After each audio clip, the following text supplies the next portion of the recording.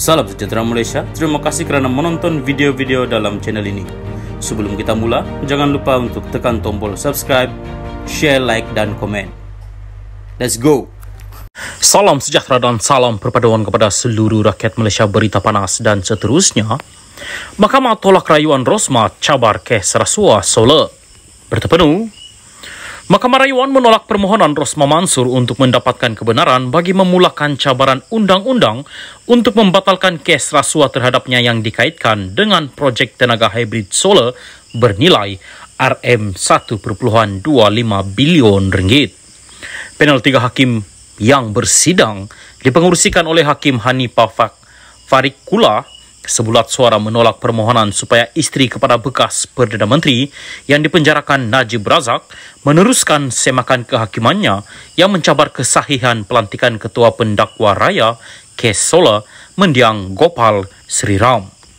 Prosiding hari ini ditetapkan buat panel hakim yang turut diketuai oleh Hakim C. Muhammad Ruzaima Ghazali dan C. Mei Chun untuk menyampaikan keputusannya berhubung rayuan Rosmah terhadap keputusan Mahkamah Tinggi Bidang Kuasa Sivil Kuala Lumpur pada 30 Ogos tahun lepas.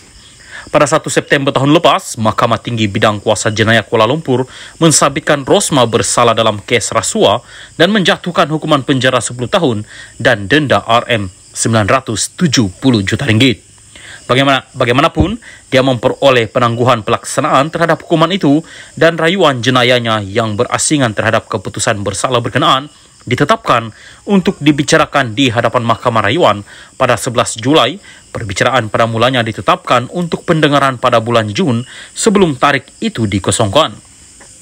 Mahkamah Rayuan juga memerintahkan Rosmah membayar kos RM10.000 kepada Jabatan Peguam Negara AGC dan kerajaan kedua-dua responden dalam rayuan itu. Semasa prosiding dalam talian pagi ini, C membacakan keputusan bagi pihak panel hakim memutuskan semakan kehakiman Rosmah difailkan di luar masa di Mahkamah Tinggi. Tiada merit dalam rayuan ini, kata C. Berdasarkan undang-undang, semakan kehakiman mesti difailkan dalam tempoh 3 bulan selepas pemohon mengetahui tentang keputusan pihak berkuasa yang dipertikaikan yang cuba dicabarnya di mahkamah.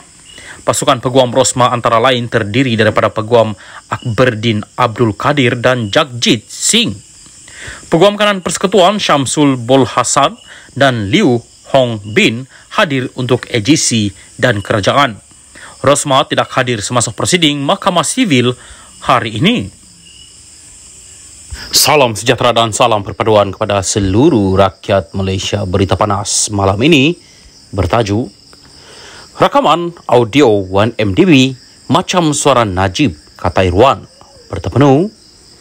Mahkamah Tinggi Kuala Lumpur hari ini diberitahu bahawa salah satu suara dalam 4 rakaman audio yang dikaitkan dengan urusan 1MDB kedengaran seperti Najib Razak.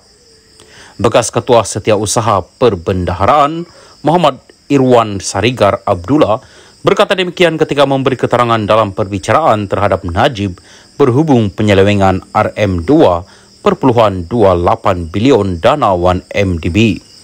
Saksi pendakwaan ke-42 itu memberi keterangan berhubung salah satu suara dalam keempat rakaman audio berkenaan yang dimainkan ketika pemeriksaan utama oleh Timbalan Pendakwa Raya Ahmad Akram Gharib.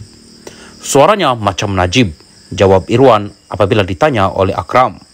2 daripada rakaman audio itu didakwa merupakan perbualan antara Najib dan seorang pemimpin Timur Tengah. Irwan juga mengenal pasti salah seorang daripada pemilik suara itu ialah Amhari Effendi Nazaruddin, bekas pegawai khas Najib. Amhari juga merupakan saksi pendakwaan.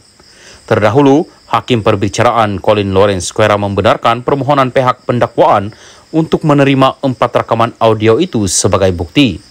4 rakaman audio itu adalah sebahagian daripada beberapa rakaman yang didedahkan oleh Ketua Pesuruhjaya SPRM Latifah Koya pada Januari 2020.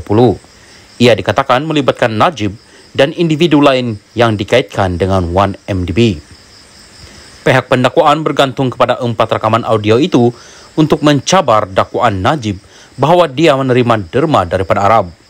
Sementara itu, semasa pemeriksaan balas oleh Ketua Peguam Bela Muhammad Syafi'i Abdullah hari ini, Irwan berkata dia tidak pasti sama ada suara dalam rakaman audio itu benar-benar milik Najib kerana dia tiada ketika peristiwa itu berlaku.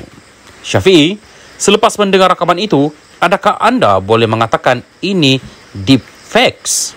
Irwan, saya tidak boleh katakan kerana saya bukan pakar.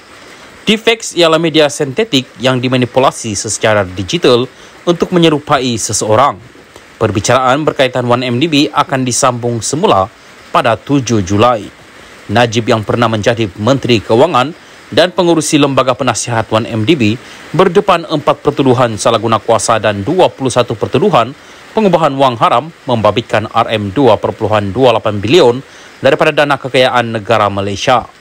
Berhubung 4 pertuduhan salah guna kuasa, bekas ahli Parlimen Pekan itu didakwa melakukan kesalahan itu di Islamic Bank Berhad, cawangan Jalan Raja Chulan di Bukit Kelon, Kuala Lumpur antara 24 Februari 2011 dan 19 Disember 2014. Bagi 21 pertuduhan pengubahan wang haram, Najib didakwa melakukan kesalahan itu di bank yang sama antara 22 Mac 2013 dan 30 Ogos 2013. Pihak pendakwaan berhujah bahawa salah laku dalam 1MDB didalangi ahli perniagaan Lotek Jo yang juga dikenali sebagai Jolo dan beberapa individu lain dengan restu Najib.